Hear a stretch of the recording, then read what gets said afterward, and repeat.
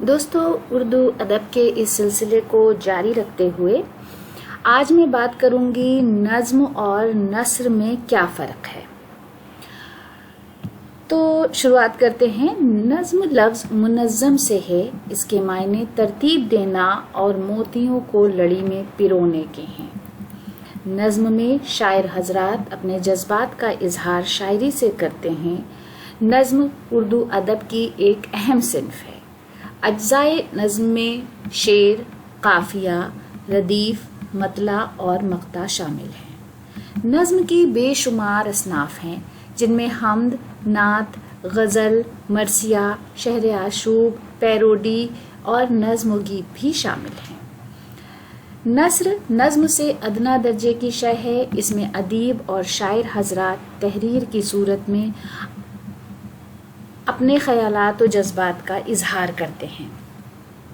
یہ خیالات و جذبات کے اظہار کا سیدھا سادھا اور بے تکلف اور قدرتی طریقہ ہے، اور بات چیت اور تحریر و تقریر میں نثر کا استعمال ہوتا ہے۔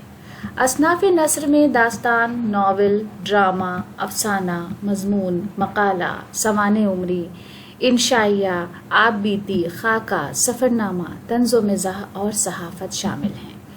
نثر یا نظم میں صرف اور صرف آپ کے وہ جذبات اور احساسات شامل ہوتے ہیں جو آپ کے اندر سے باہر کا رخ کرتے ہیں، تو انہیں الفاظ کا سہارا لینا پڑتا ہے، مگر ان الفاظ کو نظم منظم کر کے پیش کرتی ہے اور نثر بے تکلفانہ انداز میں بیان کر دیتی ہے۔ تو دوستو، یہ آپ یاد رکھیے گا، یہ تعریفیں ہیں نظم اور نثر کی۔ اور اس کے بعد بات کروں گی نظم اور نثر کے بیچ میں کیا بنیادی فرق ہیں۔ سب سے پہلا ہے نظم کے بارے میں۔ نظم کے لغوی معنی لڑی میں موتی پرونا ہوتا ہے، جبکہ نثر کے معنی پراگندہ کرنے یا بکھیرنے کے ہوتے ہیں۔ تو دونوں میں فرق ہے، ایک جگہ پرونا لفظ استعمال ہوا ہے اور دوسری جگہ بکھیرنا۔ جذبات کا اظہار نظم میں ہوتا ہے، نثر میں ادب روانی کے ساتھ پیش کرتے ہیں۔ نظم کی جمالیات کی شناخت کرنا، نثر میں کسی بات کو بے تکلفانہ انداز میں پیش کرتے ہیں۔ نظم کلام منظوم ہے، نثر میں عام انداز میں گفتگو کی جاتی ہے۔ عام طور پر قافیہ ہوتا ہے، نثر میں جملے کا مختصر ہونا ضروری نہیں ہے۔ نظم میں وزن ہوتا ہے، نثر میں وزن نہیں ہوتا، اور نثر میں قافیہ نہیں ہوتا۔ نظم پڑھنے والے کو مسرت پہنچانے کی کوشش کرتی ہے، بہتر انداز میں گفتگو کر سکتے ہیں نثر میں۔ نظم بنیادی طور پر دل کی گہرائیوں سے تعلق رکھتی ہے۔ عام طور پر جو زبان بولی جاتی ہے اس کو ہم نثر کہتے ہیں۔ نظم میں جذبہ مشتمل رکھتا ہے۔ نثر ہماری زندگی کی معلومات میں اضافہ کرتی ہے۔ نظم میں زندگی کے تخیل کے عمل سے گزار کر اپنے رنگ باقی رکھتی ہے۔ نثر ادبی اظہار کی راہ دکھاتا ہے۔ نظم کا موضوع ادبی ہوتا ہے۔ اصطلاح میں اس کلام کو نثر کہتے ہیں جس کو نظم کے مقابلے پیش کیا جاتا ہے۔ اس کے علاوہ نظم لسانی مہارتوں کو حاصل کرنا ہے اور نثر روزمرہ زبان کو فروغ دیتا ہے۔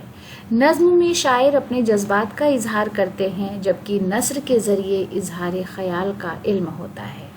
نظم میں احساسات اور جذبات کو منظم کر کے پیش کرتے ہیں، نثر میں جذبہ عارضی مہمان کی طرح دکھائی دیتا ہے۔ نظم میں قصیدہ، مثنوی، مرثیہ اور رباعی آتے ہیں۔ نثر میں داستان، ناول نگاری، ڈرامہ، افسانہ اور انشائیہ آتے ہیں۔ اصطلاح عام میں کسی چیز کی منظم آرائش یا ترتیب کو بھی نظم کہتے ہیں۔ نثر حقیقت کے تقاضوں کے برعکس گویائی کی اسیر ہے۔ نظم میں وزن کا خیال رکھا جاتا ہے، نثر براہ راست ہوتا ہے۔